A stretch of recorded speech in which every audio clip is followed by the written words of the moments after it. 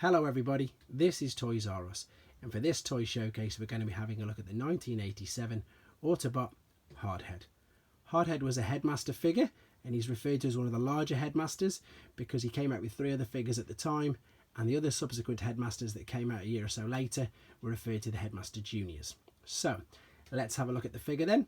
We've obviously got the robot mode on the left hand side and the alternate mode, the artillery vehicle, in front of it. I've got 2 of them. And the reason why there's 2 of them is because I've started discussing on these videos if you need the accessories for the figures to display. So obviously the big thing with this in robot mode, with him being a headmaster, if you don't have the headmaster, it's not going to look very good at all.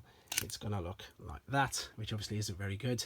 However, with the guns and stuff, it doesn't really make any difference. You need the head. You really need the head. So we'll pop that in there. When it comes to the alternate mode, you obviously don't need the head at all, but you can put the head inside. If I can raise this up, there we go. And his head, by the way, his name is Duros, and that's his Nebulan partner. So in vehicle mode, you can get away with not having the head. And if you haven't got any of the guns, it's up to yourself. That's what it looks like with no accessories at all. You can still tell it's a tank. You don't need to know whether the pilot's inside or not.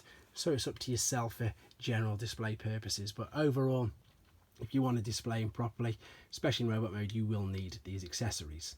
One thing as well to touch on while we're here is that this front panel on the chest there, that is notorious for getting broken. So keep an eye out for that when you're looking to buy one. They break ever so easily.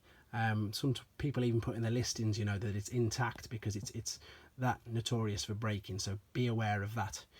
One other thing to mention as well about the figure, and for people who don't really know G1 or who didn't have it, he's a huge figure. He really is. And the best way I can describe this is obviously to show something visual.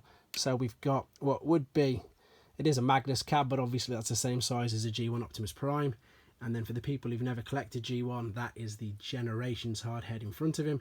And you can see that he's towering, a good couple of inches above him. So he is a very, very tall figure. But unfortunately, due to him being so tall, he lacks a lot of articulation.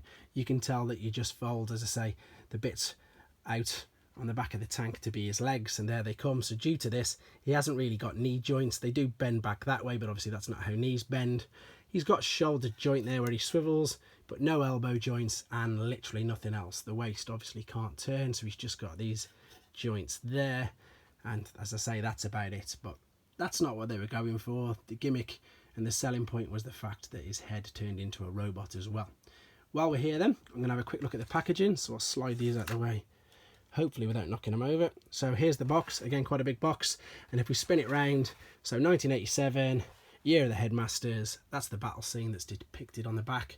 Bottom one obviously is the Decepticon leader Scorponok, and then the huge Fortress Maximus for the Autobots at the top there.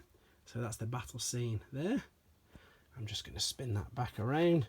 So to conclude, he is a cool toy. There's not that much articulation with him. You can display in either mode depending on what accessories you've got. I hope you enjoyed looking at it and it brought back some fond memories for you. One of the original Autobot headmasters, Hardhead.